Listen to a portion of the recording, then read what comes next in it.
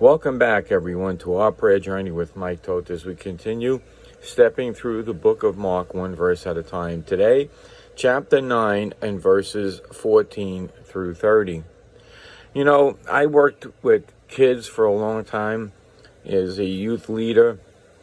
And one of the great things that I used to do with them is I would bring them, even though we were a Baptist church, I would bring them to an Assembly of God's ministry that they had under Teen Challenge, where addicts, drug addicts, gambling addicts, were giving their testimonies how Jesus Christ had changed their lives. It was very impactful for kids. And I'm not talking church kids. I'm talking street kids. To see what Jesus has done in other people's lives. It was eye-opening for them.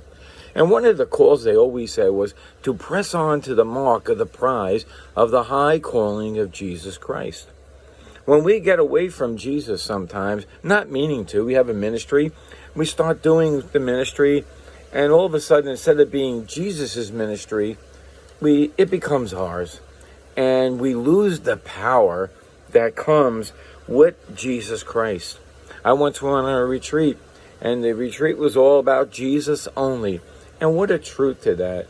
The focus must be Jesus always, always, and always. Now, we just came from the beginning of chapter 9, where Jesus was transformed before his three apostles, James, John, and Peter. And they saw and were amazed. Now he's returning, and let's see what happens to the disciples who were without Jesus. Jesus wasn't present with them. And that's what this key is about. To always make sure Jesus is present with you and with your ministry or with your family, whatever you're doing. So let's take a look and pick up in verse 14 and 15. And when he came to his disciples, he saw a great multitude about them, and the scribes questioning with them. The scribes again. And straightway all the people, when they knew him, were greatly amazed, and they running to salute him. They saw Jesus, they saying, these disciples are second fiddle, let's go to Jesus. And they go running to Jesus. Now, Jesus says something to these scribes. Listen to this. And he asked the scribes, what question ye them? And before he can answer, the people give him the answer in verse 17. And one of the multitude answered and said, Master, I have brought unto thee my son, which had a dumb spirit. And whatsoever he taketh him, he teareth, he foameth, he gasheth with his teeth, he pineth away. And I spake to your disciples that they should cast him out, but they could not. Jesus wasn't present with them, and they lost the power. We got to watch in our ministries. You know, so many ministries start off really well, and then they turn into a program. They lost the Holy Spirit. They lost Jesus' presence. Now, we can't have Jesus present with us right now until he returns, but the Holy Spirit was given to the church and to his disciples and to those who believe in Jesus Christ to witness with, and we possess that Spirit. If we don't check in with the Holy Spirit and keep Jesus as head of the ministry, we lose this power. And so let us see what happened. So he answered him and said, O faithless generation, verse 19, how long shall I be with you? How long shall I suffer you? Bring him unto me. And they brought him unto him, and when he saw him, straightway the spirit tear him, and he fell on the ground, and he wallowed foaming. Oh, it's a horrible scene, and I know some people that have this problem from time to time with epilepsy or with autism. It's a sad thing, and Jesus is here to help. Let's see what happens at verse 21. And he asked the father, how long is it ago since this came on to him? And he said, of a child. So from a young age, this boy had this problem. And oftentimes it went on the man. It cast him to the fire and into waters to destroy him. But thou camest to can do anything. Have compassion on us and help us. a plea from a man's heart.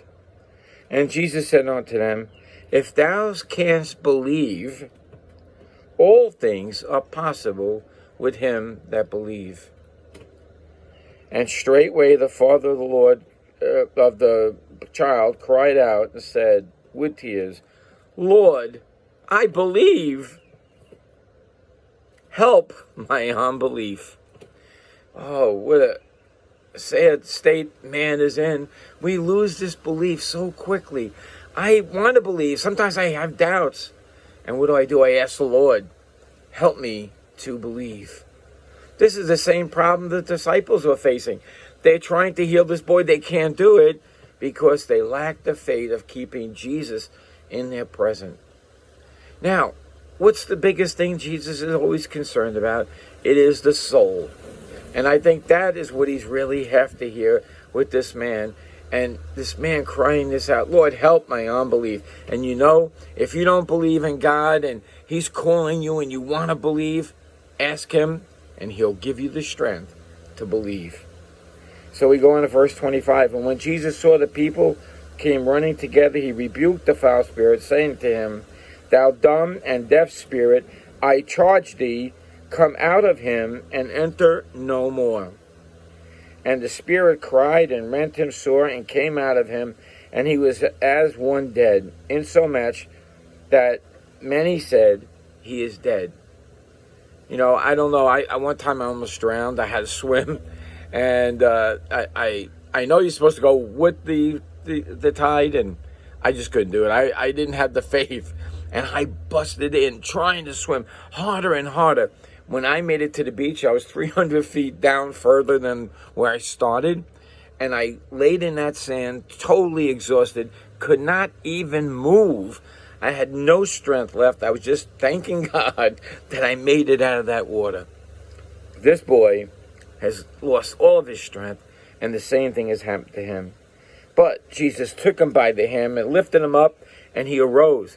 And when he come into the house, his disciples asked him privately, Why could we not cast them out? And he said unto them, This kind come out forth not by nothing but prayer and fasting. And I think what really Jesus is saying here, you gotta stay close to me if you want to do big miracles. You gotta know what my will is, and I will let you know and give you the ability to do that if it is necessary. All healings for today, God can heal anybody today. And I know and I've heard of cases. In fact, I know 2 people, not where anybody physically healed them, that prayed from things that should not disappear, and they totally disappeared. So we can come to God to heal our sicknesses, but the most important thing he's concerned about is the soul. And if you want to see miracles, what is the thing we need to do?